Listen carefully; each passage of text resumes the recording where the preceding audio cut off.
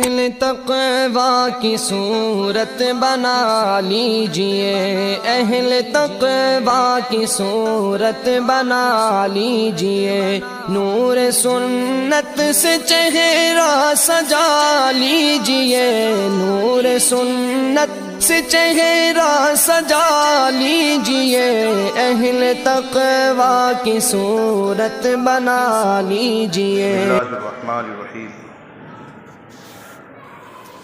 الحمد للہ رب العالمین، والعاقبۃ للمتقین، والصلاة والسلام علی سید الانبیاء والمرسلین وعلی آلہ واصحابہ اجمعین، اما بعد فاعوذ باللہ من الشیطان الرجیم، بسم اللہ الرحمن الرحیم، الحمد للہ رب العالمین، الرحمن الرحیم، مالک یوم الدین، ایاک نعبد و ایاک نستعین، اہدنا الصراط المستقیم، صراط الذین انعمت علیہم غیر المغضوب علیہم ولا الضالین، آمین۔ محترم دوستو، بزرگوں، اللہ جل جلالہ عما نوالہ کے پاک کلام کی پہلی سورت سورۃ الفاتحہ کا اصل مقصد اور اس کا بنیادی موضوع یہ بندے سے بندے کی سب سے بڑی ضرورت یعنی سیدھے راستے کی ہدایت کو طلب کروانا اور اس کی درخواست کروانا ہے۔ سیدھے راستے کی ہدایت کو طلب کروانا اور اس کی درخواست کروانا، یہ اس صورت کا بنیادی موضوع اور اصل مقصد ہے، جس کو آخر کی 3 آیتوں میں اہدنا الصراط المستقیم سے لے کر ولا الضالین تک کی جو 3 آیتیں ہیں، ان 3 آیتوں میں بیان کیا گیا ہے۔ اس مقصد سے پہلی 3 آیتوں میں اللہ جل شانہ کی حمد و ثنا اور اس کی تعریف و توصیف بیان کروائی گئی ہے، تاکہ بندے کی یہ طلب اور اس کی درخواست بہترین شکل میں اللہ کے حضور پیش ہو کر اقرب الی الاجابت ہو، یعنی جلدی سے قبول ہو۔ اس لیے پہلے اللہ کے حمد و ثنا مختلف صفات کے ذریعے کروائی گئی، پھر پہلی 3 آیتیں جو تمہید ہے اور آخری 3 آیتیں جو بیان مقصد کے لیے، ان دونوں کے درمیان ایک اور آیت لائی گئی، جس آیت کے آدھے حصے کا تعلق پہلی 3 آیتوں سے ہے، تمہید سے ہے، اور آدھے حصے کا تعلق بعد کی آیتوں سے ہے، بیان مقصد سے ہے۔ وہ آیت ہے ایاک نعبد و ایاک نستعین۔ اس آیت شریفہ کا ترجمہ ہے تیری ہی ہم عبادت کرتے ہیں اور تجھ ہی سے ہم مدد طلب کرتے ہیں، یا یوں کہیے آپ ہی کی ہم عبادت کرتے ہیں اور آپ ہی سے ہم مدد طلب کرتے ہیں۔ اس میں پہلا آدھا حصہ ایاک نعبد ہے، اس کا تعلق پہلی 3 آیتوں سے ہے، اللہ کی ذات سے ہیں، اللہ کی معبودیت سے اور اللہ کے حق عبادت سے ہیں، اور دوسرا حصہ ہے وَإِيَّاكَ نَسْتَعِينُ، اس کا تعلق بعد کی آیتوں سے ہیں، بندے کی ذات سے ہیں، بندے کی جو بات کی طلب اور درخواست ہے اس سے ہے۔ گویا پہلے آدھے حصے میں بندے کے عابد ہونے کا اور اللہ کے معبود ہونے کا اقرار ہے، اور دوسرے آدھے حصے میں بندے کے محتاج اعانت ہونے کا، اللہ کی مدد کا محتاج اور ضرورت مند ہونے کا، اور اللہ کے معین و مددگار ہونے کا اعتراف ہے۔ اس طرح یہ آیت آدھی آدھی اللہ اور بندے کے درمیان مشترک ہے۔ اسی بنا پر حدیث قدسی میں کہا گیا، حضور اکرم صلی اللہ علیہ وسلم نے فرمایا کہ جب بندہ ایاک نعبد و ایاک نستعین کہتا ہے تو اللہ تعالیٰ کہتے ہیں ھذا بینی و بین عبدی، کہ یہ آیت میرے اور میرے بندوں کے درمیان مشترک ہے۔ وَلِعَبْدِي مَا سَأَلَ، اور میرے بندوں کو وہ ملے گا جو اس نے مانگا ہے، یعنی اس نے مجھ سے مدد طلب کی ہے ایاک نستعین کہہ کر، تو میں ضرور بالضرور اس کی مدد کو پہنچوں گا اور اس کی مدد کروں گا۔ یہ ایاک نعبد و ایاک نستعین والی آیت کا حاصل ہے۔ جو پہلا حصہ ایاک نعبد ہے، اس میں ایاک کا ترجمہ ہے تیری، آپ کی، اور نعبد کا ترجمہ ہے ہم عبادت کرتے ہیں۔ عبادت کا اصل معنی اور مطلب ہے کسی کی انتہائی تعظیم کرتے ہوئے اس کے سامنے عاجزی، خاکساری اور فروتنی کو ظاہر کرنا۔ آدمی کسی کو بہت بڑا سمجھے، بہت بڑا تسلیم کرے، اور بہت بڑا تسلیم کرتے ہوئے، سمجھتے ہوئے اپنے آپ کو اس کے سامنے بالکل جھکا دے، بالکل اس کے سامنے بندے عاجز بن جائے، بندے خاکسار بن جائے، جھک جائے، تو اس کو شریعت میں عبادت کہا جاتا ہے۔ اور یہ سامنے والے کو بڑا بنانا، بڑا تسلیم کرنا، اور اپنے آپ کو جھکانا، اپنے آپ کو عاجز اور بے بس تسلیم کرنا، خیال کرنا، یہ عمل کی شکل و صورت اور اس کے سوروپ سے ہوتا ہے، اور دل کی نیت اور ارادے سے ہوتا ہے۔ یعنی بندہ کوئی انتہائی عاجزی والا عمل کرتے ہوئے یہ تصور کرتا ہے، یہ خیال کرتا ہے کہ میں جو عاجزی کرنے والا ہوں وہ انتہائی ضعیف ہوں، کمزور ہوں، ناچیز ہوں، ہیچ ہوں، مغلوب ہوں، اور جس کے سامنے میں عاجزی کر رہا ہوں، جھک رہا ہوں، وہ ذات بہت بزرگ ترین ذات ہے، وہ ذات قادر مطلق ہے، وہ ذات ایسی ہے کہ ہر چیز اس کے تابع فرمان ہے، اس کا ہر حکم نافذ ہو کر رہتا ہے، کوئی اس کو روکنے والا نہیں۔ اس تصور سے، اس خیال سے، اس نیت و ارادے سے جب کسی ذات کے سامنے جھکا جاتا ہے تو اس جھکنے کو عبادت کہا جاتا ہے۔ اردو میں عبادت کا ترجمہ بندگی، غلامی یہ کرتے ہیں، اور بھی ترجمے ہیں، ایک ترجمہ یہ ہے بندگی کرنا، غلامی کرنا۔ اس سورہ شریفہ میں اللہ جل شانہ نے جو بندے اللہ کی 3 صفات، ربوبیت کو، صفت رحمت کو اور صفت ملکیت کو، روز جزا کی ملکیت کو، ان 3 صفات کو ذکر کروانے کے بعد ایاک نعبد کہلوایا، تو اب اس کا مطلب یہ ہوا اور اس کا مفہوم یہ ہوا کہ بندہ یوں کہتا ہے کہ اللہ ہم تیری ہی بندگی کرتے ہیں، تیری ہی بندگی کریں گے، تیرے سوا کسی کی بندگی نہ کرتے ہیں نہ کریں گے۔ بندگی کی مستحق ذات اور عبادت کی لائق ذات آپ ہی کی ہے، کیونکہ ہمارا ہر دور اور ہماری زندگی کا ہر زمانہ یہ آپ کے کنٹرول اور قبضے میں ہے۔ ہمارا ماضی اور بھوتکال یہ بھی آپ کے ہاتھوں میں رہا،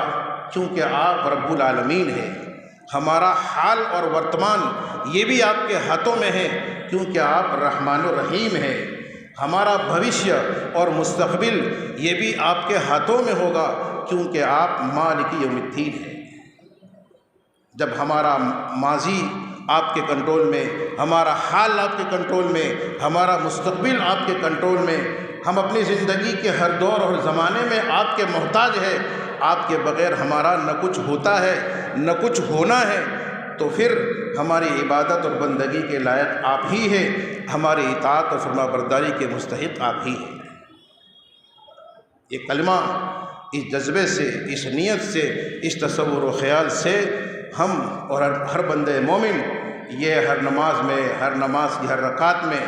بار بار پڑھتے ہیں اور پڑھنا چاہیے، اور اس بات کا دھیان رہنا چاہیے کہ ہر نماز کی ہر رکعت میں ہم اس طور پر اللہ کی بندگی اور اس کی عبادت کا اقرار و اعتراف کرتے ہیں۔ علماء نے فرمایا ہے کہ عبادت اور بندگی یہ اگرچہ بندوں کے فائدے کے لیے ہیں، کیونکہ عبادت اور بندگی سے بندوں کو دنیا آخرت میں نفع ملتا ہے، اللہ تعالیٰ بہتر بدلہ دیتے ہیں۔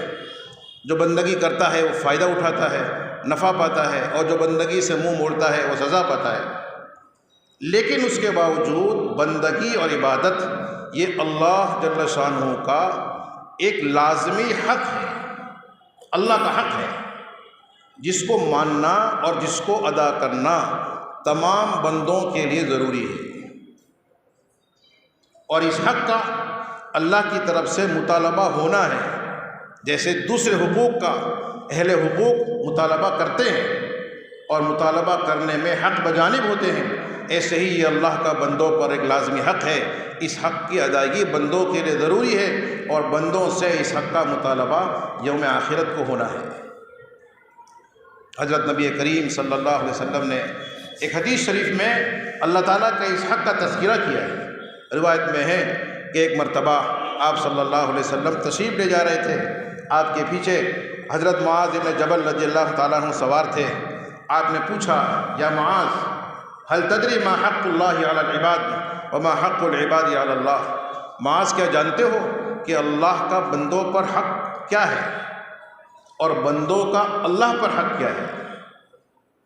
حضرت معاذ بن جبل رضی اللہ تعالیٰ عنہ نے فرمایا، اللہ و رسول عالم، کہ خدا اور رسول خدا بہتر جانتے ہیں۔ تو اس وقت آپ نے فرمایا، فَإِنَّ حَقَّ اللَّهِ عَلَى الْعِبَادِ أَن يَعْبُدُوهُ وَلَا يُشْرِكُوا بِهِ شَيْئًا وَحَقُّ اللَّهِ عَلَى الْعِبَادِ أَلَّا يُعَذِّبَ مَن لَّا يُشْرِكَ بِهِ شَيْئًا، کہ اللہ کا حق بندوں کے ذمے یہ ہے کہ بندے اللہ ہی کی عبادت کریں، اللہ ہی کی بندگی کریں، اور اس عبادت اور بندگی میں کسی کو اللہ کے ساتھ شریک نہ کریں۔ یہ اللہ کا حق ہے، اور بندوں کا حق اللہ پر یہ ہے کہ اللہ اس بندے کو، جو بندہ اللہ کے ساتھ کسی کو شریک نہ کرے، اس بندے کو سزا نہ دے، جہنم میں داخل نہ کرے۔ یہ بندوں کا حق اللہ کے دل میں۔ جب بندے اللہ کا حق ادا کریں گے تو یقیناً اللہ تعالیٰ از راہ فضل یہ بندوں کا جو حق ہے، یعنی جہنم سے بچانا، وہ ضرور ادا کریں گے۔ تو یہ بندگی اللہ کا حق ہے، اس حق کو خالص اللہ کے لیے رکھنا، اسی کی بندگی کرنا، اس کے علاوہ کسی اور کی بندگی نہ کرنا، شرک نہ کرنا، یہ ہر بندے کے لیے ضروری ہے۔ عبادت میں، بندگی میں اللہ کے غیر کو شریک کرنا یہ شرک ہے، ناجائز ہے۔ اور عبادت کا کوئی بھی کام ہو، عبادت کا کوئی بھی طریقہ ہو، عبادت کا کوئی بھی پہلو ہو، کسی بھی پہلو سے اس عبادت میں بندوں کو اللہ کے غیر کو اللہ کے ساتھ شریک کرنے کی اجازت نہیں ہے۔ اسی لیے اس صورت میں اور اس آیت میں ہم سے یوں کہلوایا گیا، ایاک نعبد، تیری ہی عبادت ہم کرتے ہیں۔ اس میں ایاک کا لفظ پہلے لایا گیا اور نعبدو کا لفظ بعد میں لایا گیا۔ اگر نعبدو کا لفظ پہلے ہوتا، نعبدو کا یا نعبدو ایاک، تو اس کا مطلب ترجمہ یہ ہوتا کہ ہم تیری عبادت کرتے ہیں، اتنا ترجمہ ہوتا۔ تو اس سے اللہ معبود ہے اور اللہ کی عبادت کرنی ہے، یہ بات تو ثابت ہوتی، اس کا تو اقرار ہوتا، لیکن اللہ کے غیر کی عبادت نہیں کریں گے یہ بات ثابت نہ ہوتی، اس کا اقرار نہ ہوتا، لیکن اس کے بجائے انداز یہ اپنایا گیا کہ ایاکا کو پہلے لایا گیا اور نعبدو کو بعد میں لایا گیا۔ یہ جو طریقہ ہے عربی قاعدے کے اعتبار سے اس کا فائدہ حصر اور اختصاص کا ہے۔ حصر اور اختصاص کا مطلب یہ ہے کہ اس طرز بیان سے یہ ثابت ہوتا ہے کہ بندگی اللہ ہی کی ہوگی، اللہ کی ہوگی، اتنا ہی نہیں، اللہ ہی کی ہوگی۔ ظاہر ہے کہ جب بندگی اور عبادت صرف ایک اللہ ہی کی ہوگی تو پھر اللہ کے غیر کو اس بندگی اور عبادت میں شریک کرنا جائز نہیں ہے۔ یہ آیت ہمیں اس بات پر متنبہ کرتی ہے، ہمیں اس بات کی تعلیم دیتی ہے کہ اللہ کے علاوہ کوئی ذات، کوئی شخصیت کتنی ہی مقدس کیوں نہ ہو، کتنی ہی قابل تعظیم کیوں نہ ہو، کوئی پیغمبر ہو، کوئی بڑا سے بڑا ولی ہو، کوئی بزرگ تر شخصیت ہو، چاہے وہ موجود ہو چاہے وہ مرحوم ہو، اس بڑی سے بڑی ذات کی جو اللہ کا غیر ہے اس کی عبادت کرنا، اس کی بندگی کرنا، اس کے سامنے عبادت والا کام کرنا، سجدہ کرنا،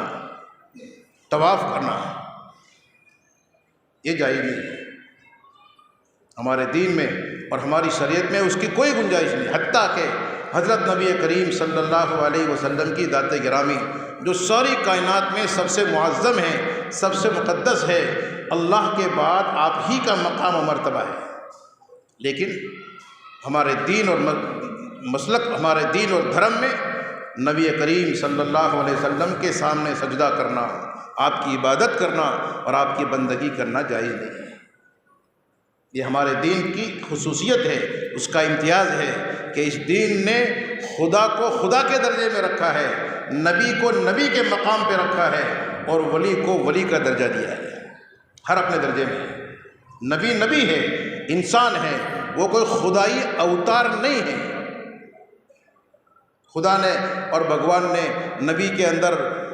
نبی کا روپ دھارن کر کے اس دنیا میں جنم لیا ہو اور وہ خدا کے اوتار ہوں، اس لیے جیسے خدا اور بھگوان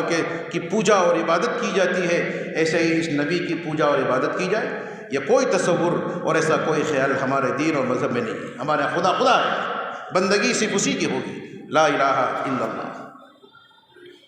نبی نبی ہے، اطاعت فرما برداری اللہ کے حکم کی وجہ سے ان کی ہوگی اور بس۔ روایت میں ہے نبی کریم صلی اللہ علیہ وسلم کے صحابی حضرت قیس بن سعد رضی اللہ تعالیٰ عنہ ایک مرتبہ شام گئے، وہاں ایک جگہ انہوں نے دیکھا کہ لوگ اپنے بادشاہ کو سجدہ کرتے ہیں۔ انہوں نے سوچا کہ یہ یہاں کا بادشاہ تو معمولی انسان ہے، اس کی تو کوئی حیثیت نہیں۔ جب یہ پبلک، یہ پرجا اس بادشاہ کی جو کوئی حیثیت والا نہیں ہے اس کی پوجا، اس کو سجدہ کرتی ہے، تو ہمارے حضور تو اللہ کے حبیب ہیں، محبوب رب العالمین ہیں، سید الاولین والآخرین ہیں، خلاصہ کائنات ہیں، ہمارا نبی تو سب سے بڑے بادشاہ ہیں، تو ان کو بھی تو سجدہ کرنا چاہیے۔ یہ سوچتے ہوئے مدینہ منورہ تشریف لائے، نبی کریم صلی اللہ علیہ وسلم کے سامنے بات رکھی کہ میں نے شام میں لوگوں کو دیکھا کہ وہ اپنے بادشاہ کو سجدہ کرتے ہیں، ان کے سامنے جھک جاتے ہیں، آپ ہمیں بھی اجازت دے دیں کہ ہم بھی آپ کو سجدہ کریں۔ نبی کریم صلی اللہ علیہ وسلم نے فرمایا کہ اللہ کے علاوہ کسی اور کو سجدہ کرنا جائز نہیں ہے۔ اگر اللہ کے علاوہ کسی اور کو سجدہ کرنا جائز ہوتا تو میں عورت کو حکم دیتا کہ وہ اپنے شوہر کو سجدہ کرے۔ اللہ کے علاوہ کسی اور کو سجدہ کرنا جائز، تو حضور نے صلی اللہ علیہ وسلم اپنے سامنے جھکنے اور اپنے آپ کو سجدہ کرنے سے بھی منع کر دیا، کیونکہ اللہ کے غیر کی عبادت کرنا اور عبادت والا کوئی کام کرنا، سجدہ کرنا، یہ جائز ہے ہی نہیں، شریعت میں حرام ہے۔ نبی کریم صلی اللہ علیہ وسلم کے زمانے میں لوگ بتوں کو اور ستاروں کو، چاند سورج کو سجدہ کرتے تھے، کیونکہ ان چیزوں سے نفع نقصان ہونے کا یقین ان کے دلوں میں تھا، تو ان کے سامنے جھکتے تھے اور ان سے اپنی مرادیں مانگتے تھے۔ اللہ تعالیٰ نے قرآن میں منع کر دیا ومن آیاتہ اللیل والنہار والشمس والقمر فلا تسجدوا للشمس ولا للقمر واسجدوا للہ الذی خلقہن ان کنتم ایاہ تعبدون۔ سجدے کی آیت ہے، آپ حضرات بعد میں سجدہ کر لیں۔ تو اللہ تعالیٰ کہتے ہیں کہ چاند کو، سورج کو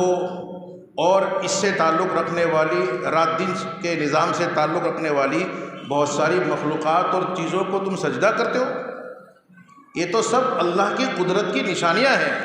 اللہ کی مخلوقات ہیں، اس کے مظاہر قدرت ہیں۔ اس نے اپنی قدرت اور طاقت کو سمجھانے، بتانے کے لیے اور تمہیں نفع پہنچانے کے لیے اللہ نے پیدا کیا ہے، تو تم انہیں سجدہ کرتے ہو۔ لا تسجدوا للشمس ولا للقمر، نہ سوریہ کو کرو نہ چندر کو سجدہ کرو، کسی کے سامنے کوئی نمسکار اور کوئی وندن نہ کرو، نہ جھکو۔ کس کے سامنے جھکو؟ واسجدوا للہ الذی خلقہن، اس ذات کے سامنے جھکو جس ذات نے ان سب کو پیدا کیا ہے۔ کتنی بڑھیا بات ہے۔ کن کن مخلوقات کو سجدہ کرتے پھرو گے، کن کن کے سامنے جھکتے پھرو گے؟ اللہ کہتے ہیں ایک کے سامنے جھک جاؤ اور ایک کو نمسکار کر لو تو ساری مخلوقات کے سامنے جھکنے اور نمسکار کرنے سے بچ جاؤ گے۔ کن کن کو خوش کرنے کی فکر کرو گے؟ واسجدوا للہ الذی خلقہن، اس کا حق ہے، اس کو سجدہ کرو، اس کے سامنے جھکو۔ کسی بھی نیت سے اور کسی بھی جذبے سے، کسی بھی غرض سے اللہ کے غیر کے سامنے جھکنا اور اس کو سجدہ کرنا، اس کو عبادت کرنا بالکل جائز نہیں۔ بعض لوگوں کا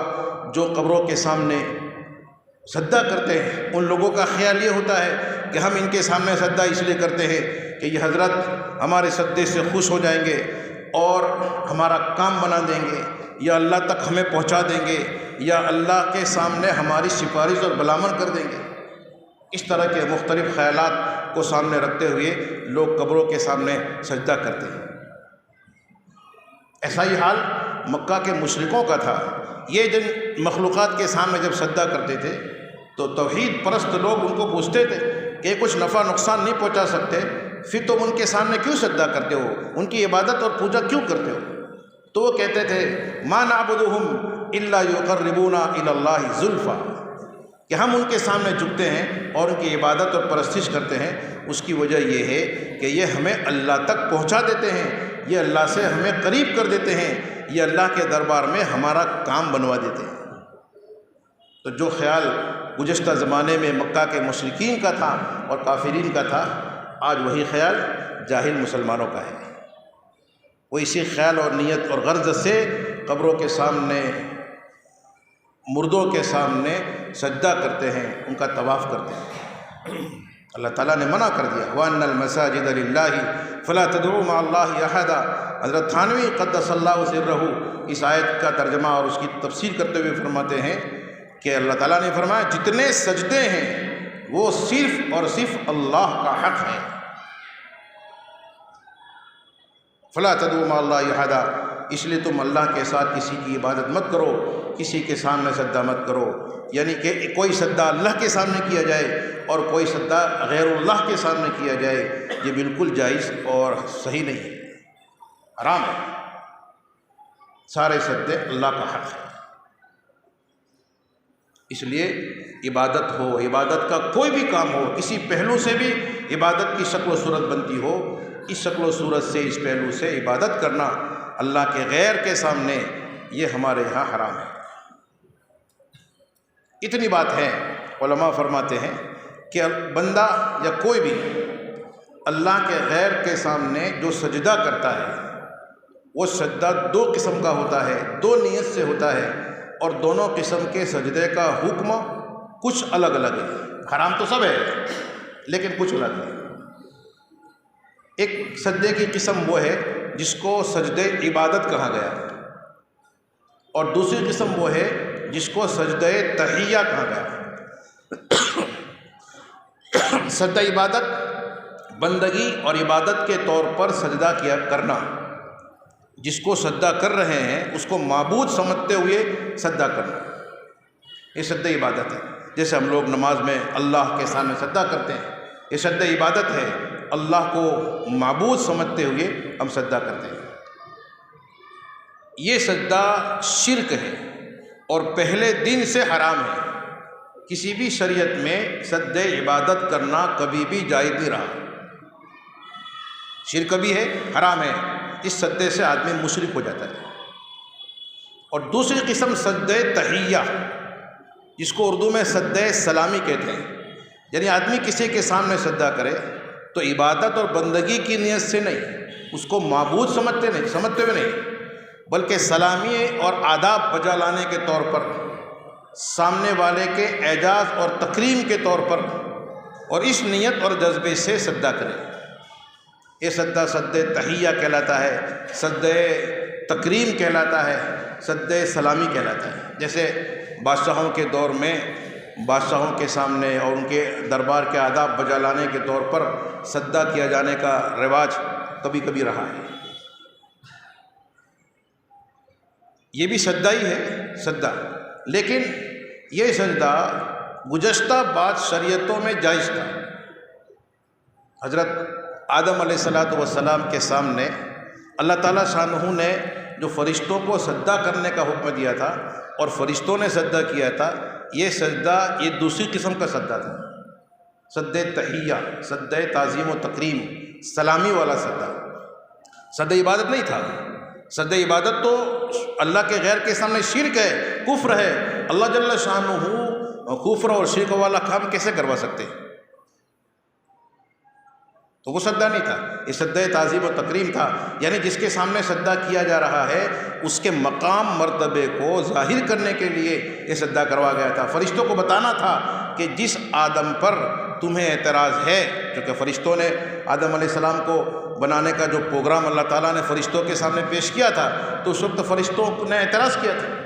کہ جس مقصد کے لیے آپ آدم کو بنانا چاہتے ہیں وہ مقصد بہت بہتر طریقے سے ہم پورا کر رہے ہیں، تسبیح کا، عبادت کا، پھر ان کو کیوں بنایا جا رہا ہے؟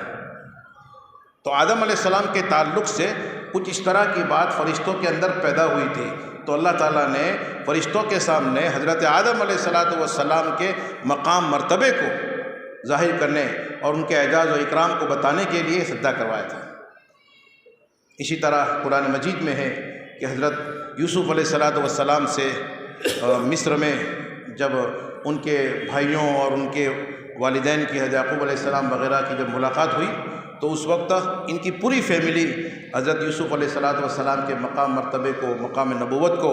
اور مقام بادشاہت کو دیکھتے ہوئے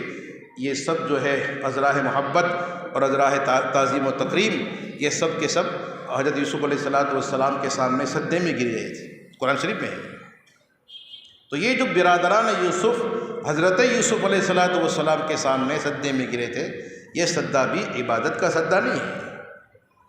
انبیاء کرام یہ کفر و شرک والا کام کیسے کروا سکتے ہیں اور کیسے کرنے دے سکتے ہیں؟ لیکن یہ ہوا، معلوم یہ ہوا کہ عبادت کا سجدہ نہیں تھا، یہ سجدہ تحیہ تھا، سلامی کا سجدہ تھا، اور یہ سجدہ ہماری شریعت سے پہلے، ہمارے دین نبی کریم صلی اللہ علیہ وسلم جو شریعت لے کر آئے تھے اس شریعت سے پہلے جائز تھا۔ لیکن چونکہ یہ شرک اگرچہ نہیں ہے لیکن شرک تک پہنچانے کا ذریعہ ہے، اور اس کے شرک پیدا ہونے کا غالب گمان ہے، اور ہماری شریعت جو آخری شریعت ہے اس کو جیسے اصل حرام کاموں سے بچایا، اس میں جیسے بندوں کو اصل حرام کاموں سے بچایا گیا ہے، ایسے ہی حرام کاموں تک پہنچانے والے اسباب سے بھی بچایا گیا ہے، ہر طرح اس کا سد باب کیا گیا ہے۔ اس لیے یہ سجدہ کرنا اگرچہ شرک نہیں ہے، اس نیت سے سجدہ کرنا شرک نہیں ہے، لیکن حرام پھر بھی ہماری شریعت میں ہے۔ تو ہماری شریعت میں عبادت کی نیت سے سجدہ کرنا یہ شرک ہے، حرام ہے، اور تحیہ اور تعظیم و تکریم کے طور پر سجدہ کرنا یہ شرک اگرچہ نہیں ہے لیکن اس کے باوجود بھی حرام ہے۔ اس لیے جو جاہل مسلمان قبروں کے سامنے سجدہ کرتے ہیں، اگر ان کا یہ سجدے والا عمل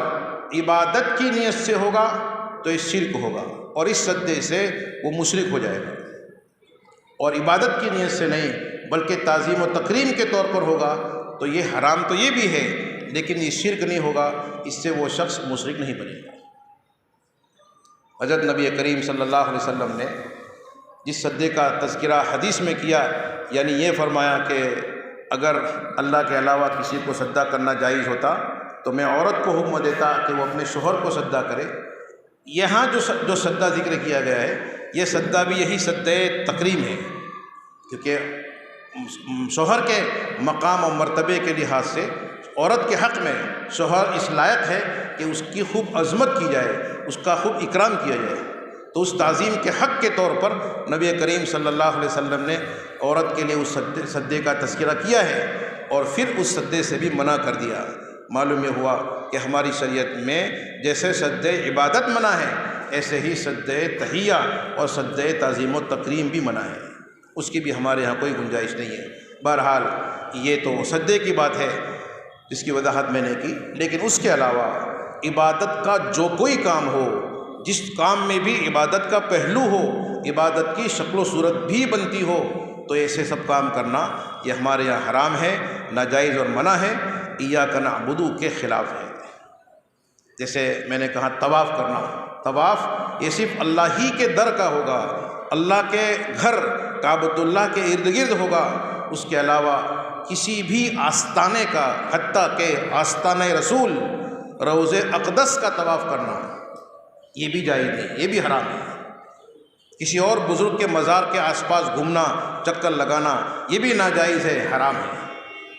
کسی بزرگ کے آستانے پر حاضری دینے کو حج کے برابر سمجھنا،